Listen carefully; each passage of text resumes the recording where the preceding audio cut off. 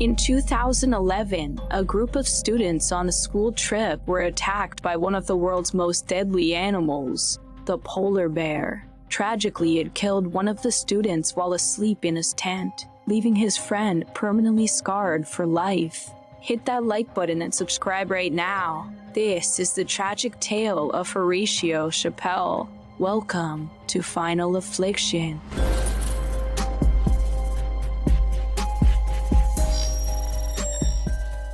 In one of the world's most northwestern areas, in between Norway and the North Pole, you would find a cluster of small islands known as Svalbard. Although conditions are very harsh and the landscape desolate, you can still find about 2,500 people living on Svalbard, fighting with the elements every day. If the freezing temperatures and frequent snowstorms were not enough to contend with, the residents are also outnumbered by one of the deadliest predators in the world, the polar bear. There are frequent bear attacks as the animals search for food, and frequent deaths as a result for both people and the polar bears. Despite these risks, Svalbard is known for having a beautiful variety of Arctic wildlife, some that can only be seen on Svalbard itself. Tourists come to the area to see Svalbard reindeers, Arctic foxes, walruses, and a number of seal and whale species. Many also come to specifically see the polar bears, as their numbers are still decreasing, so many believe it may be their last chance to see this amazing animal in the wild. However, extra care must be taken around these animals, or the worst might happen.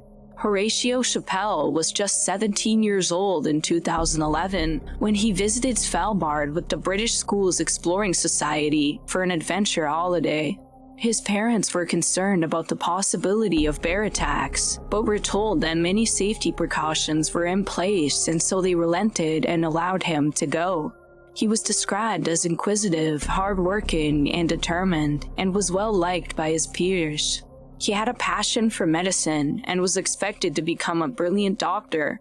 However, this trip would change everything, and unfortunately, Horatio would not be able to fulfill his dreams. The group arrived in Svalbard on July 23, 2011, which consisted of 80 people in total, including adults and teenagers.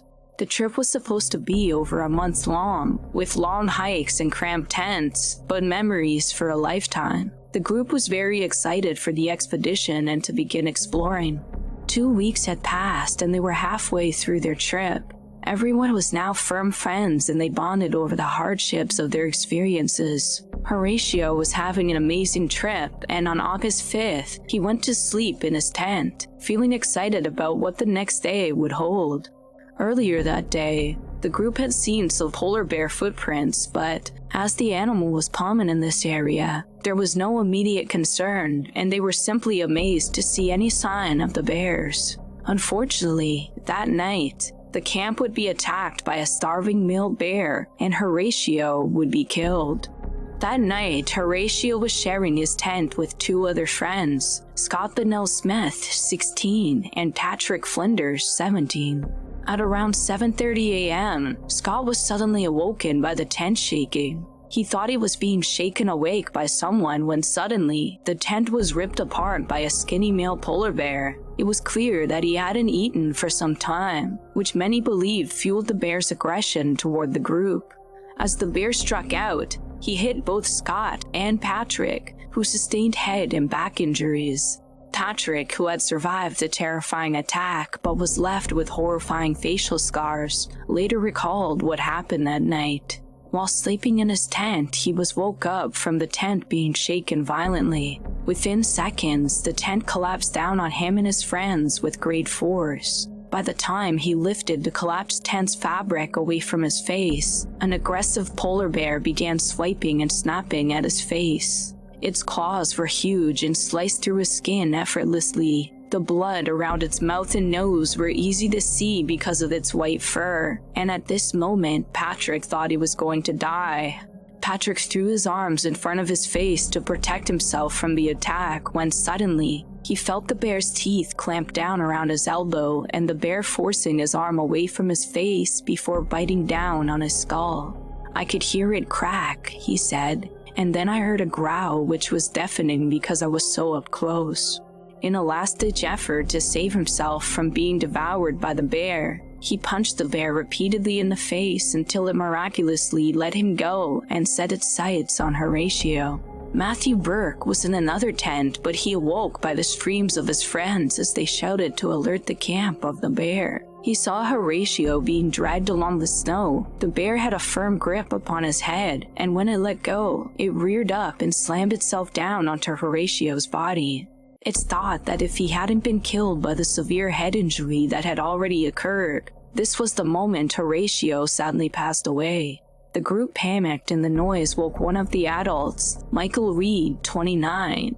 He grabbed a rifle and left the tent, aimed to save the young man. He lined up the shot, cocked the rifle, and fired, but the bullets fell to the ground. He tried to fire more rounds, but the rifle was not working. Now, the bear had his sights on Michael. Fear filled his body as he realized that this bear would try to eat him, while he had nothing to defend himself with. The bear was quickly upon him and he felt the animal's teeth sink into his head. The pain was indescribable, but he had to focus if he was going to survive. From his training, he knew that the weakest part of the polar bear would be its eyes, and so attempted to gouge them in an attempt to escape. But the bear was unfazed and continued to maul him.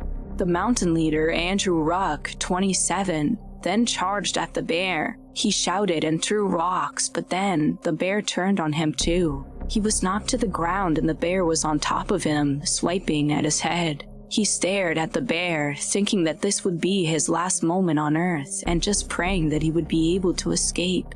Fortunately, his prayers were answered.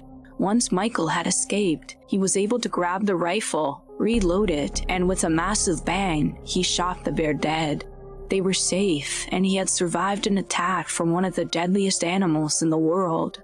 How did this incident even happen? Why was a young man killed when his parents were assured that there was no danger to their son?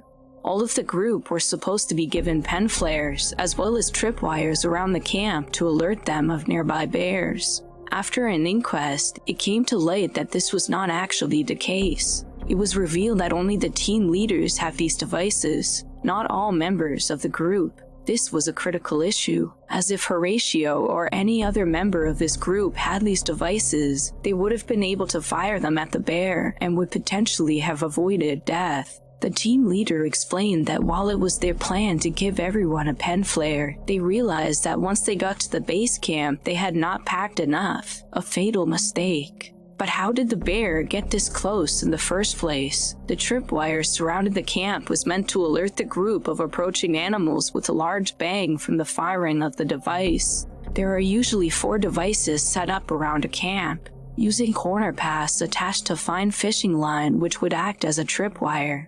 The first issue arose when the group had to use 3 devices instead and made a triangular campsite.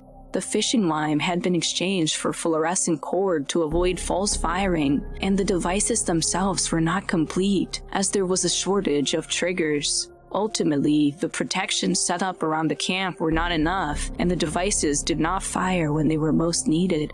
In addition, due to the presence of the tripwires, leaders believed it was safe enough to not organize a bear watch, meaning everyone simply went to bed rather than to watch out for bears. The last issue is the rifle that was used. There was only 1 rifle taken on this trip, and it misfired several times, which caused 2 more members of the group to be attacked by the bear. The rifle in question was a Moser 98K rifle, which dated back to the Second World War. It was improperly stored and handled, and the training of the team was extremely limited, which was the final fatal mistake. After the team returned home and Horatio's body was returned to his family, the inquest found that BSES did not act criminally negligible under criminal law, but admitted that this death was caused by a number of unfortunate circumstances. His parents tried to appeal this decision, but Norwegian prosecutors also agreed that no criminal charges could be brought. Instead, to help the family grieve, they set up a charity in Horatio's name called Horatio's Garden. When he was alive, he would volunteer at Salisbury Spinal Center and suggested that a garden should be created away from the wards, giving the patients and their families somewhere beautiful to visit. There are currently 8 of these gardens across the UK, and in 2019, HRH Princess Eugenie became a royal patron of the charity. Even in death, Horatio has been able to change the lives of countless patients and their families. If you guys enjoyed today's video, hit the like button and subscribe for more videos just like this. I hope you guys have an amazing rest of your day. I'll see you in the next one. This is Final Affliction.